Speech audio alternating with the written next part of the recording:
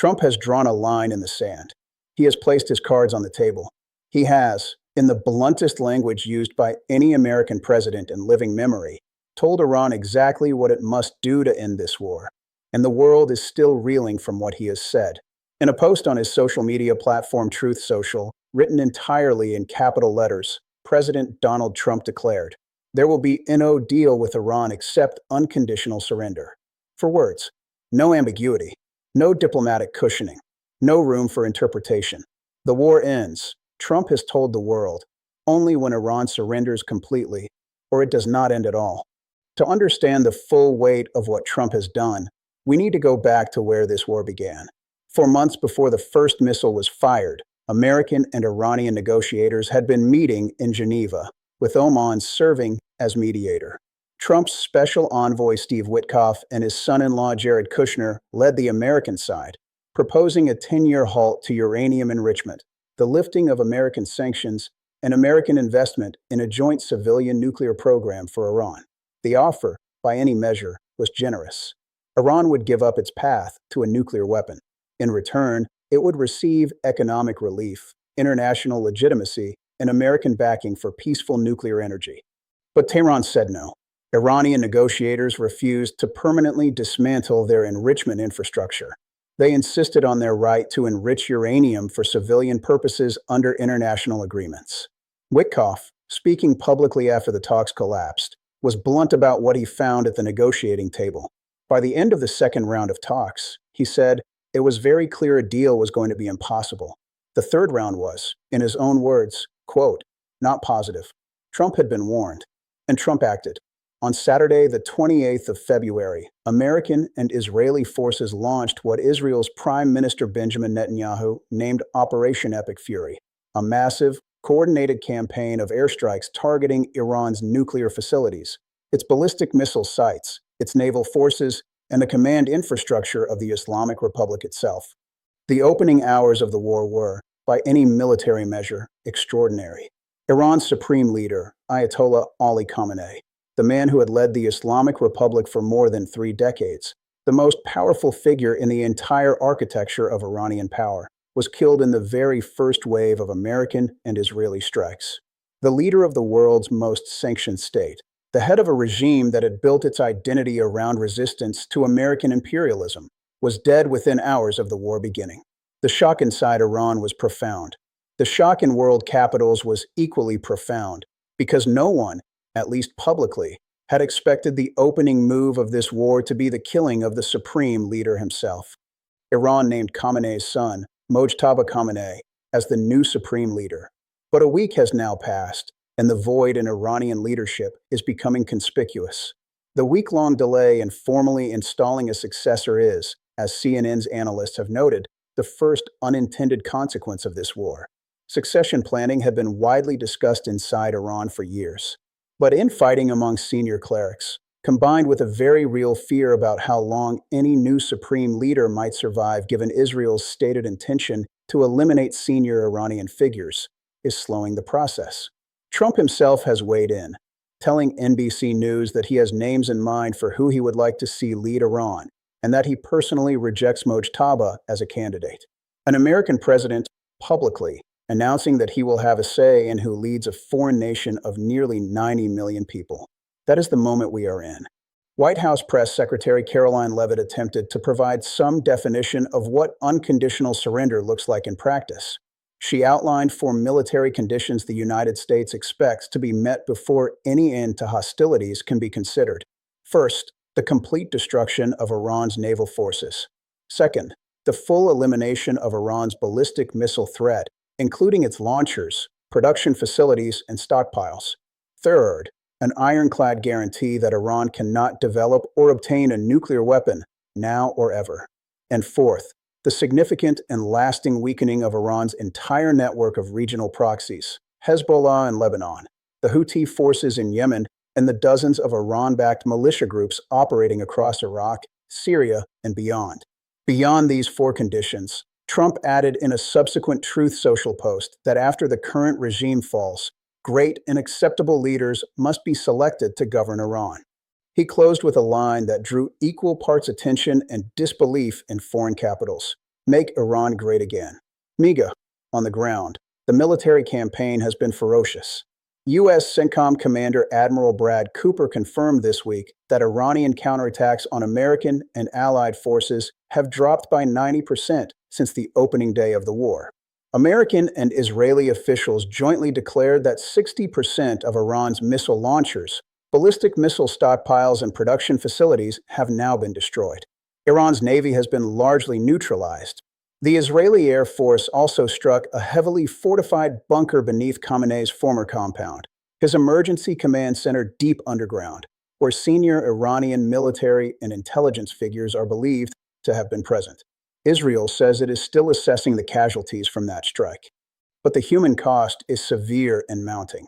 The Iranian Red Crescent reports that more than 1,300 civilians have been killed in the bombing campaign across Iran. Entire neighborhoods of Tehran have been struck. Iranian authorities confirmed a school in the capital was hit, and early assessments by American officials suggest a U.S. munition was responsible for that strike, though the investigation remains open. Thousands more are wounded. Hundreds of thousands of Iranians have fled their homes. The images emerging from Tehran: apartment buildings reduced to rubble, families digging through wreckage, hospitals overwhelmed, are being broadcast around the world, and they are fueling a debate in both the United States and Europe about the proportionality and legality of this campaign. In Lebanon, the situation is unraveling separately but simultaneously. Israel has escalated its campaign against Hezbollah far beyond anything seen in previous rounds of conflict. Heavy strikes are targeting Hezbollah's infrastructure in Beirut's southern suburbs, weapons depots in the Bekaa Valley, and command nodes across the country. Lebanon's health ministry confirms 123 people killed and over 600 wounded since the war began.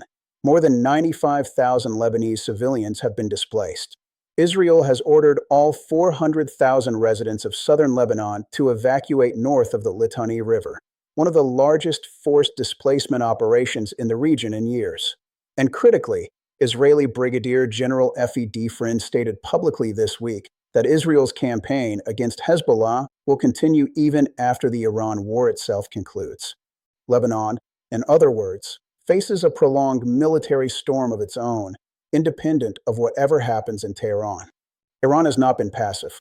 Despite the devastation it has absorbed, Iran has continued to fire missiles and armed drones at the Gulf Arab states hosting American military bases. Kuwait, Saudi Arabia, Bahrain, Qatar, and Jordan have all been targeted over the past week. 7 attack drones were fired by Iran at residential neighborhoods in Bahrain, according to U.S. Central Command.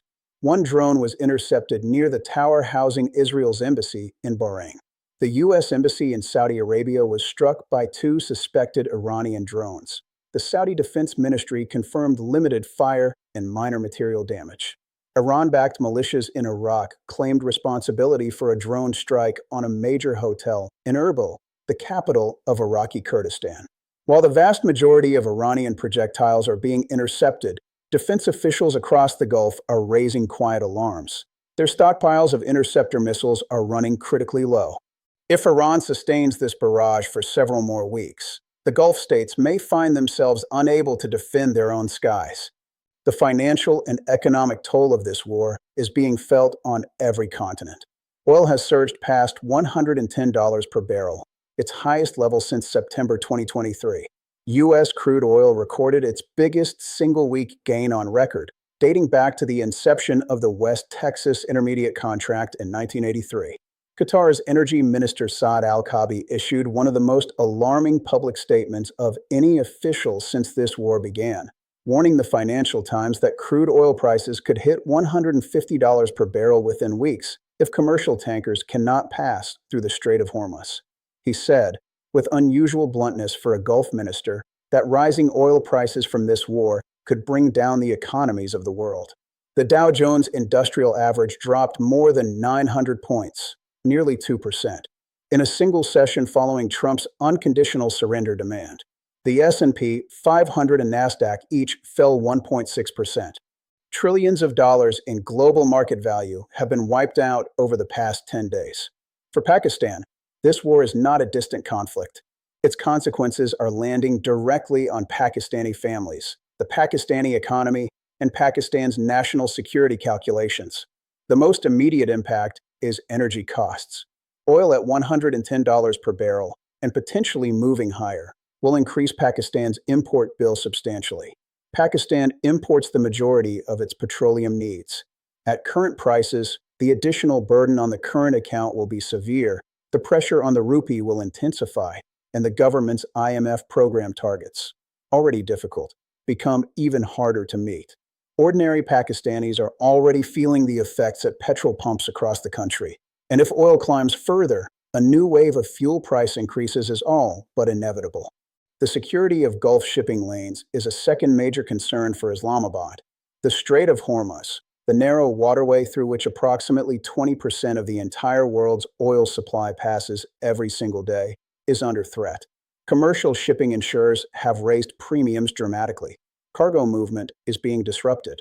For Pakistan, which relies heavily on Gulf trade routes for imports, exports, and LNG supplies, any prolonged disruption to Hormuz passage would ripple through the entire supply chain, from fuel to food commodities to industrial inputs to medicines.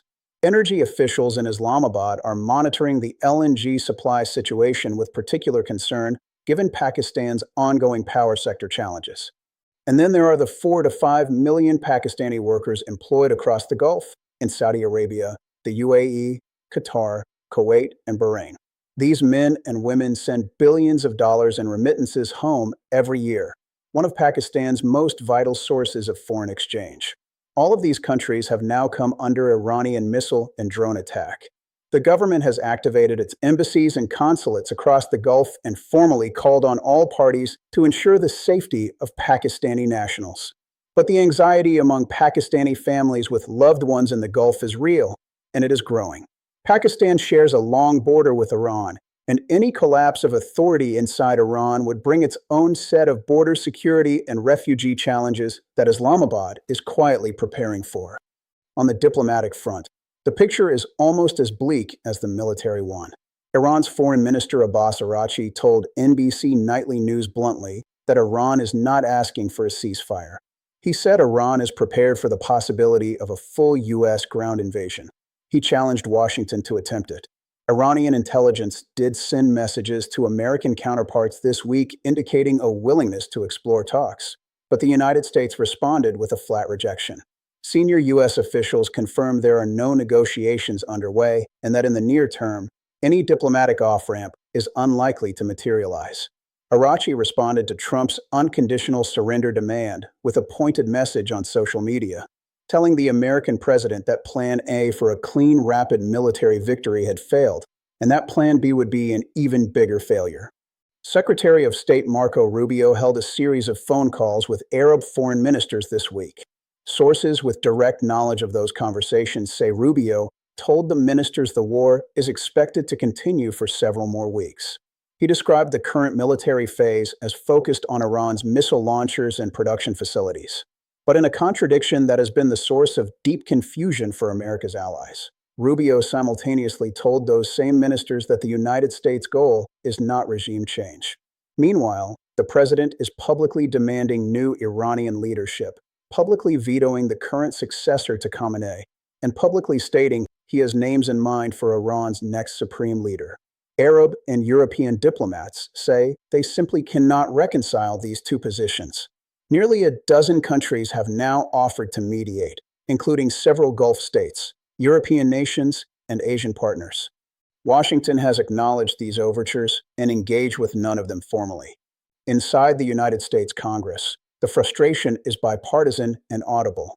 Senior senators and representatives from both parties emerged from classified briefings this week visibly disturbed.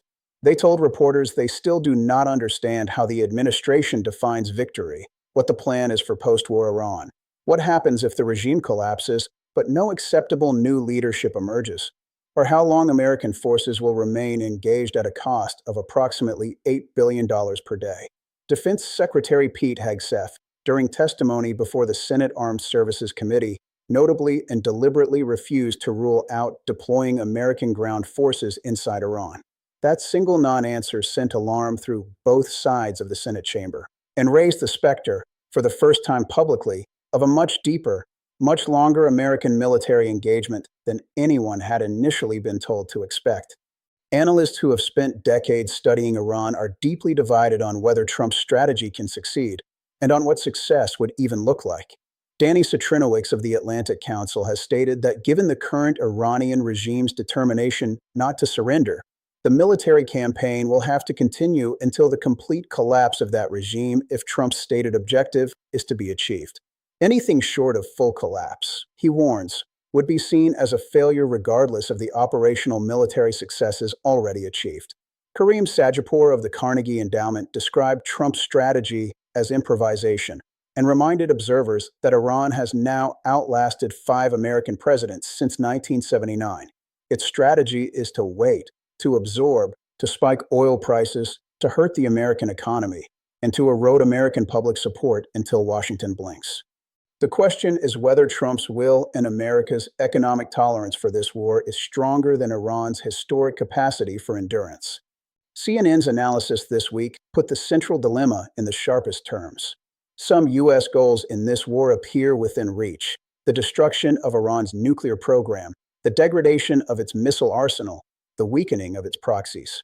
But other goals, particularly the selection of acceptable new Iranian leadership and the achievement of something that can genuinely be called unconditional surrender, appear, in CNN's words, almost wildly fanciful.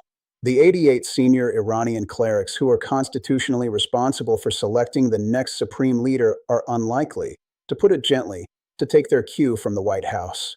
Iran's entire national identity, its revolutionary foundation, was built on resistance to precisely this kind of American pressure. And yet, Trump has drawn the line. He has said the words. He has put unconditional surrender on the table as the price of peace. Whether Iran can be brought to that point, and at what further cost in lives, in treasure, and in regional stability, is the question that will define the months ahead. As we close this bulletin, let us bring together the essential facts. The United States and Israel are at war with Iran. A war that began on the 28th of February, 2026, a war that has already killed Iran's supreme leader, destroyed 60% of Iran's missile arsenal, displaced nearly 100,000 Lebanese civilians, triggered Iranian drone and missile attacks across 6 Gulf states, pushed oil to $110 per barrel, sent global stock markets into freefall, and cost an estimated $8 billion a day to prosecute. President Donald Trump has declared that this war ends only on Iran's unconditional surrender, with 4 specific military conditions attached and a demand that America help choose Iran's next leader. Iran says it will not surrender, will not negotiate, and is ready for whatever comes next. The world is watching. The markets are trembling. And somewhere between Trump's forward demand and Iran's defiant refusal, the fate of the Middle East, and perhaps the global economy, hangs in the balance.